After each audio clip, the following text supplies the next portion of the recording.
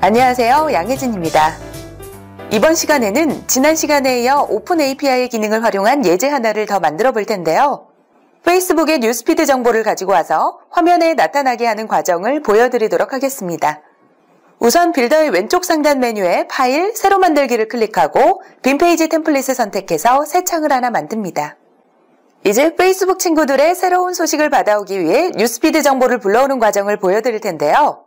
우선 뉴스피드 정보가 들어갈 공간을 만들어 보겠습니다.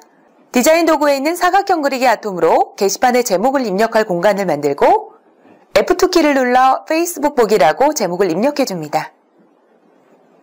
그리고 상단의 도구 상자에서 사각형의 배경색이나 글자의 크기, 색상을 원하는 대로 변경합니다. 그럼 이어서 목록에서 보여줄 항목들의 제목란과 입력란을 만들어 볼 텐데요. 뉴스피드 정보 중에 실시간으로 3가지 정도의 항목이 화면에 나타나게 구성해 보겠습니다. 다시 사각형 그리기 아톰을 선택해서 사각형을 하나 그린 다음 크기를 조절하고 글쓴이라고 이름을 입력합니다. 그리고 단축키를 활용해서 복사해 나열해 줍니다. 내용, 이미지라고 나머지 항목에도 이름을 입력해 보도록 하겠습니다. 이렇게 항목명이 모두 만들어졌으니 이제 데이터 입력란을 만들어야겠죠? 좌측의 데이터 입력 도구에 있는 데이터 입력란을 선택하고 글쓴이 항목 옆에 나열합니다. 그리고 복사해 나머지 항목에도 나열해 볼 텐데요. 내용의 경우 긴 데이터를 잘 받아올 수 있도록 입력란의 크기를 길게 늘려주고 데이터 속성 창에서 최대 자릿수를 1000 정도로 충분히 설정하도록 하겠습니다. 그리고 이미지 항목의 경우 뉴스피드 정보 중 이미지 정보를 받아올 공간으로 만들기 위해 입력란 대신 데이터 입력 도구에 있는 이미지 입력란을 화면에 배치하도록 하겠습니다. 이전 시간과 마찬가지로 이번 시간에 만들 화면은 따로 데이터베이스에 관한 작업 없이 진행을 해볼 텐데요. 상단의 환경 메뉴에서 운영 환경을 선택하고 DB 정보 자동 설정을 비활성화해서 데이터베이스가 자동 생성되지 않도록 설정하겠습니다.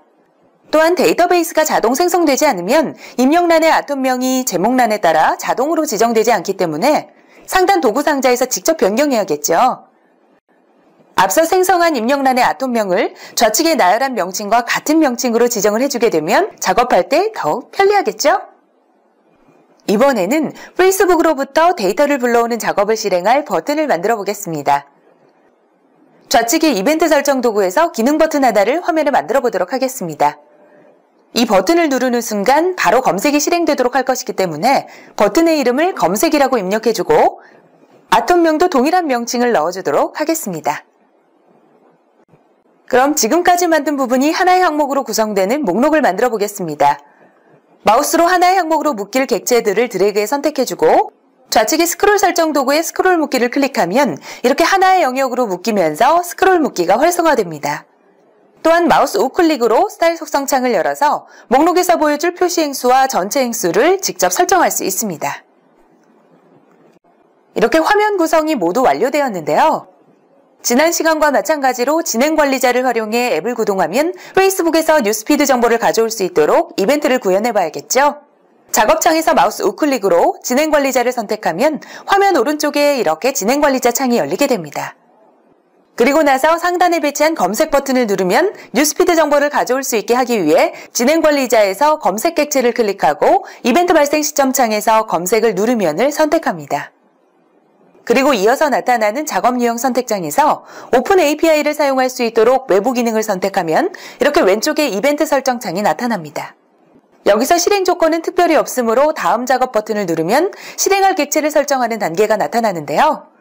수행 객체 입력란에 페이스북 연동이라고 입력하고 다음 작업 완료 버튼을 눌러서 이벤트 생성 및 설정을 마무리해줍니다.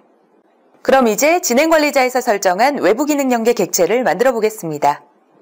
도구 메뉴에서 오픈 API를 클릭하면 이렇게 외부 기능 연계 작업창이 나타나게 되는데요.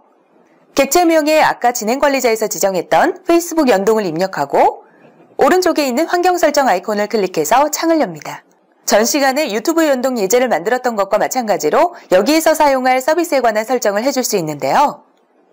등록번호와 서비스 명칭은 편의상 객체명과 똑같이 페이스북 연동으로 지정해 보겠습니다. 그 다음에 서비스 경로를 입력해야 하는데요. 오른쪽에 있는 톱니바퀴 모양의 아이콘을 클릭하면 유튜브, 트위터, 페이스북과 같이 사람들이 많이 쓰는 SNS에서 제공하는 API를 선택할 수 있습니다.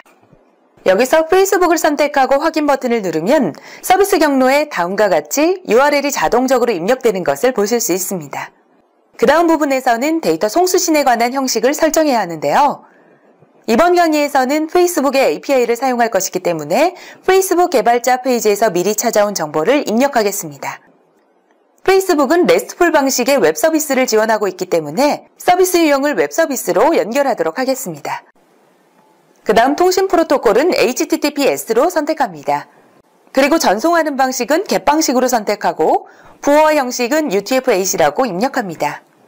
이어서 송신 데이터 형식과 수신 데이터 형식은 JSON을 선택합니다. 이렇게 페이스북에서 제공하는 API 환경으로 설정을 모두 마치고 적용 버튼을 눌러서 저장한 뒤 화면을 닫습니다.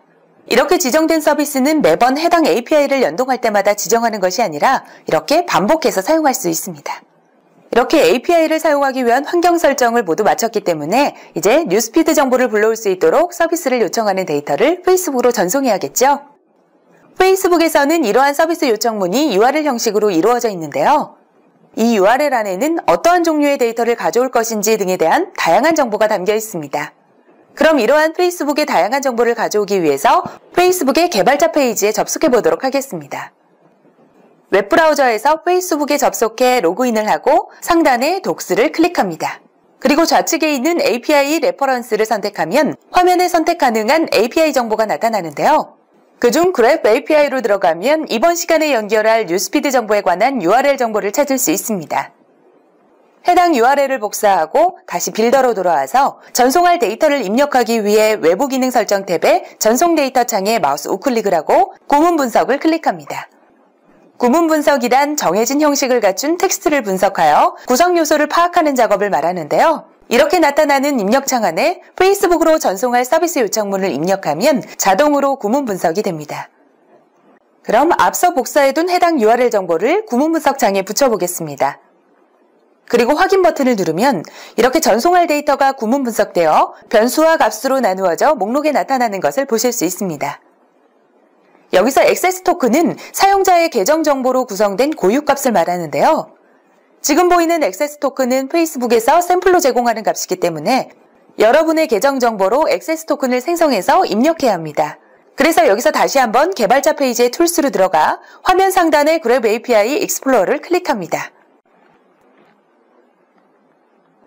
그러면 상단에 여러분의 계정 정보로 만들어진 액세스 토큰 값을 받을 수 있는데요.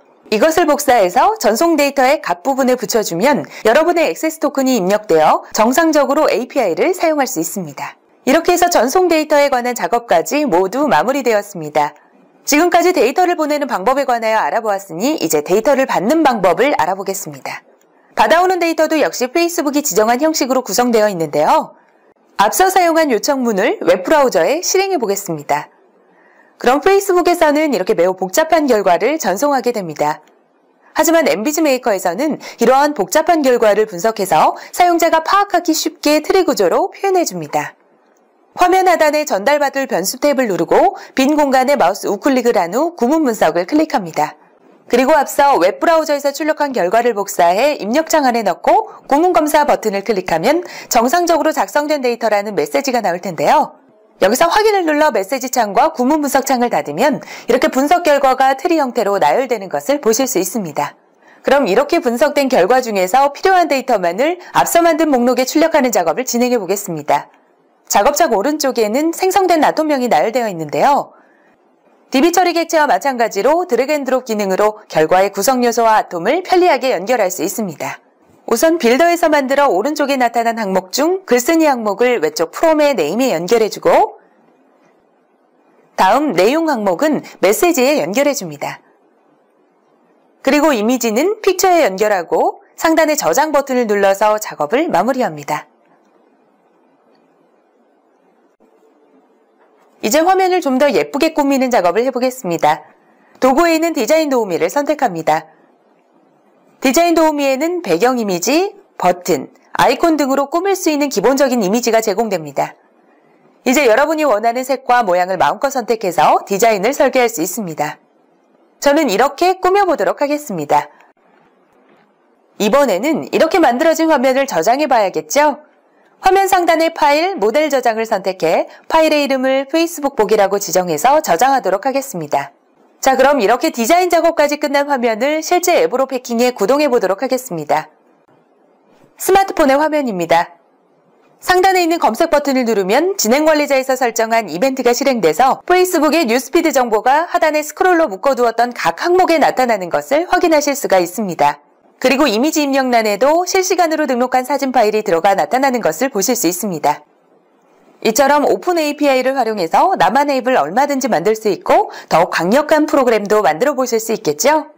지금까지 전 시간에 이은 엠비즈 메이커의 오픈 API 기능을 활용해서 실시간으로 페이스북의 뉴스피드 정보를 가져오는 방법에 대해 학습해 보았습니다.